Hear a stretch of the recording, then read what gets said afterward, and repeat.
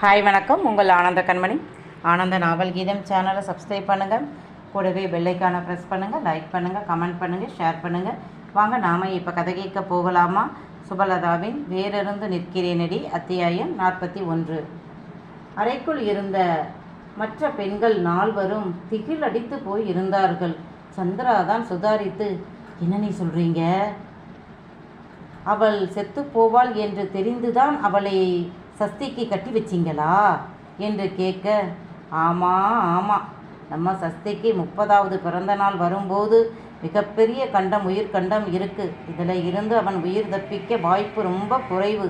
ஆனால் ஒரே ஒரு வழி இருக்குது, உங்கள் மகனை காப்பாற்ற என்று சொன்ன ஜோதிடர் இந்த மாதிரி கிரக அமைப்பு கணவனை இரும்பு கவசமாக இருந்து காப்பாற்றக்கூடிய தாலிபாக்கியம் நிறைந்த ஒரு பெண்ணை கட்டி வைத்தால் அவன் உயிர் பிழைக்க வாய்ப்பு இருக்கு. ஆனால் அதே நேரம் அந்த பெண் ரொம்ப கஷ்டப்படுவாள். அதாவது கிரகம் உங்கள் மகனை கஷ்டப்படுத்த வரும்போது அவன் மனைவி குறுக்கே நிற்பாள். அவள் தாலி பாக்கியம் கிரகம் அவனை தொட முடியாமல் குறுக்கே நிற்கிறவளை போட்டு படுத்தும். அதில் அந்த பெண் உயிர் விடும்படி கூட ஆகலாம். இல்லை, அந்த பெண்ணின் கர்மா நன்றாக இருந்தால் பிழைக்கவும் வாய்ப்பு இருக்கு என்றார். 30 வயது வரும் வரை சஸ்திக்கு எந்த பிரச்சனையும் இல்லை என்றார்கள். ஆனாலும் அப்படி ஒரு ஜாதக அமைப்பு கொண்ட பெண் கிடைக்கணுமே என்றுதான் பூஜை ஹோமம் என்று 10 வருடம் நானும் உன் அண்ணனும் தவம் இருந்து பெற்ற மருமகள் அவள்.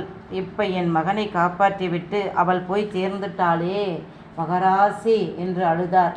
அப்போதுதான் அழுது நறுமுகை மயக்கமாகிவிட ரூமில் தண்ணீர் பாட்டில் இருக்கு என்று எடுக்க வந்த தேவன்ஸ்ரீ பிரியா இருவரும் சரியாக அடைக்காமல் திறந்து இருந்த கதவின் வழியாக சௌந்தரம் சொன்ன அனைத்தையும் கேட்டவர்கள் அதிர்ந்து போனார்கள்.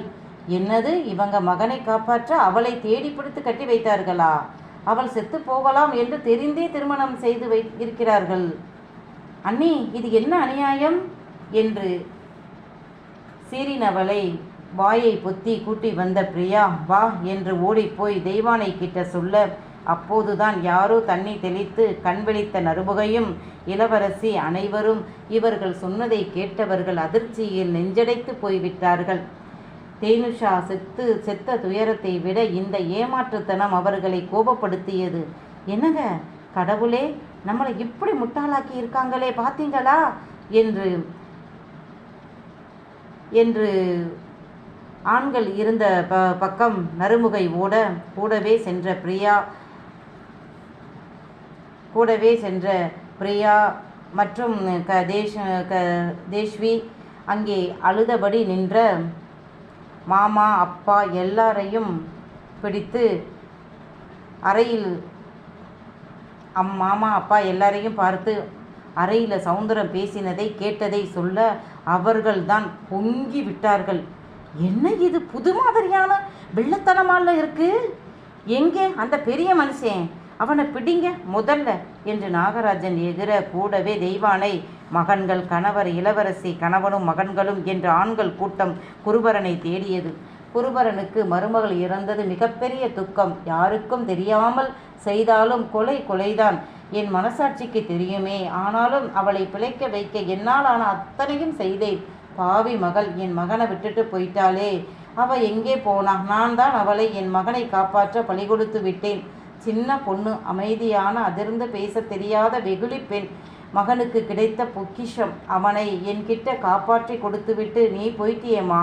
உன்னை என்னாலேயே மறக்க முடியலையே. உன் அத்தை எப்படி மறக்க போறா? அவள் மகனை காக்க வந்த சாமியா தானே உன்னை பார்த்தா. என்னங்க, என்ன கஷ்டம் வந்தாலும் மருமகளும் நமக்கு பிழைச்சு வரணும் என்றாலே. மகனை காக்க வந்தவள் என்றாலும் இந்த 3 மாதத்தில் தன் மகனை காப்பாற்றியதோடு அவளும் பிழைக்க வேண்டும் என்றுதான் ஏகப்பட்ட பூஜைகள் ஹோமங்கள் மருமகளுக்காக செய்தார்கள்.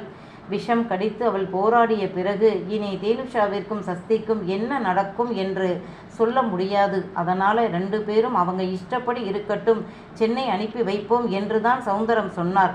அதற்கு காரணம் மருமகள் மேல் உள்ள பாசம். காலக்கெடு குறைந்து கொண்டே வருகிறது. புருஷனோடவாவது சந்தோஷமாக வாழ்ந்துவிட்டு போகட்டுமே அவள் என்றார். குருபரன் ஒத்துக்கொள்ளவில்லை. காரணம், அவருக்கு மருமகளையும் சேர்த்து காப்பாற்ற வேண்டும் என்ற எண்ணம். இரண்டாவது 3 மாதம் கழித்துத்தான் அனுப்புவோம் என்று சொல்லிவிட்டு இப்ப கூட்டிப்போ என்றால் மகன் கேட்கும் கேள்விக்கு பதில் சொல்ல முடியாது. உண்மையை சொன்னால் அவ்வளவுதான். மகன் ஊழி தாண்டவம் ஆடி விடுவான். சஸ்தி ரொம்ப நேர்மையானவன். கோபம் வந்தாலும் போன பின் யோசித்து தவறு தன்னுடையது என்றால் தயங்காமல் மன்னிப்பு கேட்பான். ஏமாற்று பொய் துரோகம் இதெல்லாம் அவனிடம் இல்லவே இல்லை. ஏன் தேனுஷாவை முதல் தொட்ட அன்று கூட நான் ஒன்றும் பிரம்மச்சாரி இல்லை, பெண்களை அனுபவித்தவன் தான் என்று சொல்லிவிட்டானே. பாவம், அவள் அன்று இருந்த பயத்தில் படபடப்பில் அதையெல்லாம் காதில் வாங்கி கொண்டாளா என்று கூட தெரியலை. அவனை பொறுத்தவரை அவன் நேர்மையாகத்தான் இருந்தான். அவளிடம் உன்னை காப்பாற்ற களப்பலியாகத்தான் தேனுஷாவை உனக்கு கட்டி வைத்தேன். இருக்கும் வரை அவள் உன் கூட சந்தோஷமா இருக்கட்டும் என்று சொல்ல முடியுமா? சொன்னால் அப்படியா, என் அப்பா எனக்காக செய்தாரா என்று மனம் முருக போறவனா அவன் யார் செய்தாலும் குற்றம் குற்றமே என்று சொல்வான்.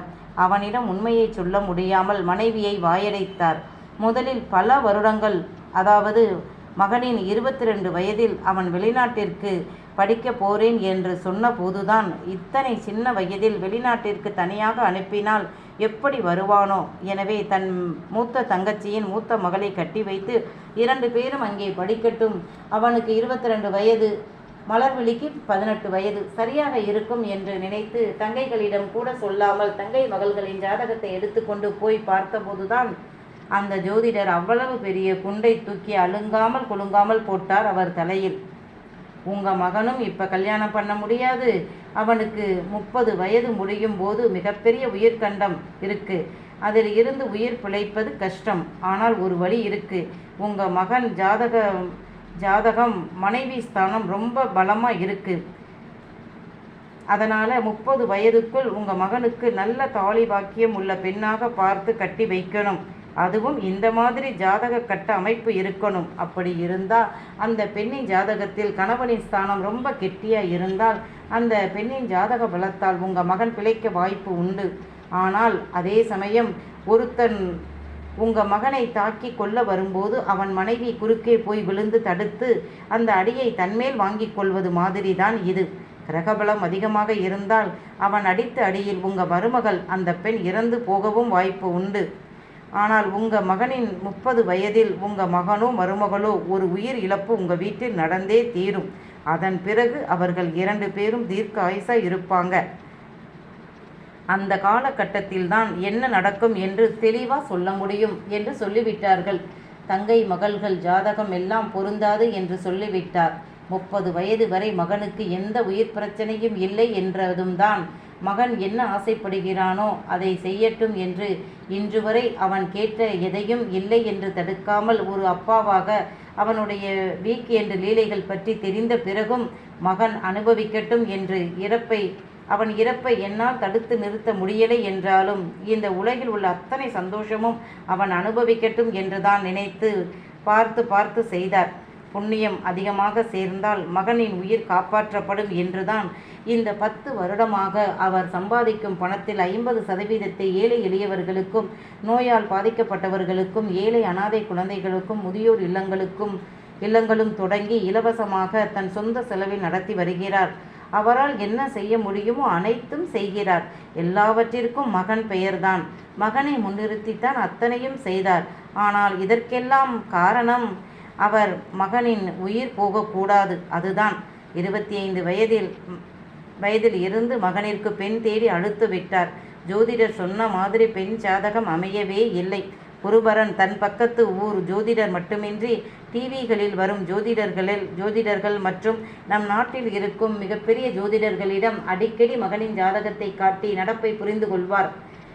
இனம் மொழி என்று பார்க்காமல் ஜாதக கட்டங்களை தேடி அலைந்து கொண்டு இருந்தார். மகனுக்கு திருமணம் செய்யலாம் என்ற போது மனைவி நாத்தனார் பெண்களில் ஒருத்தியை செய்யலாம் என்று சொல்ல அப்போதுதான் தன் மகனுக்கு வந்திருக்கும் உயிர் பிரச்சனை பற்றி மனைவியிடம் சொன்னார். அதன் பிறகு மனைவியும் அவருடன் இணைந்து கொண்டு பூஜை, கோவில்கள், விரதம் என்று மகனுக்காக மகன் உயிரை தடுத்து பிடித்து கொள்ள கணவனுடன் சேர்ந்து போராடினார். ஆனால் அவனுக்கு 30 வயது ஆக 3 மாதம்தான் இருக்கு என்றபோது சௌந்தரம் தன் நம்பிக்கையை முழுவதுமாக இழந்துவிட்டு இன்னும் 3 மாதத்தில் தன் மகன் தன்னை விட்டு போகப் போகிறான் என்று அவர் மனம் உடைந்து இருந்த நேரம்தான் வலிய வந்தது ஜோதிடர் மூலம் தேனுஷாவின் ஜாதகம். அந்த ஜாதகத்தை எடுத்துக்கொண்டு அவர் எத்தனையோ ஜோதிடர்களிடம் சென்றார். அனைவரும் சொல்லி வைத்த மாதிரி, இதுதான் நல்ல ஜாதகம், நல்ல பொருத்தம், திருமணம் பண்ணி வையுங்க, 3 மாதம் வரை கிரகம் கடுமையாக இருக்கு, நிறைய பிரச்சனைகள் வரும், உங்கள் மகன் உயிரை காப்பாற்றிவிட்டு மருமகள் இறந்து போகிறாளா, இல்லை உங்கள் மகனுக்கு ஏதாவது ஆகுதா, இல்லை 2 பேருமே உயிரோடு இருப்பார்களா மாட்டார்களா, எதுவும் நம்ம கையில் இல்லை, நம்மளை படைத்த அந்த கடவுளின் கையில் கூட இல்லை, நம்மை ஆட்டி படைக்கும் காலதேவனின் கையில்தான் இருக்கு என்றார்கள்.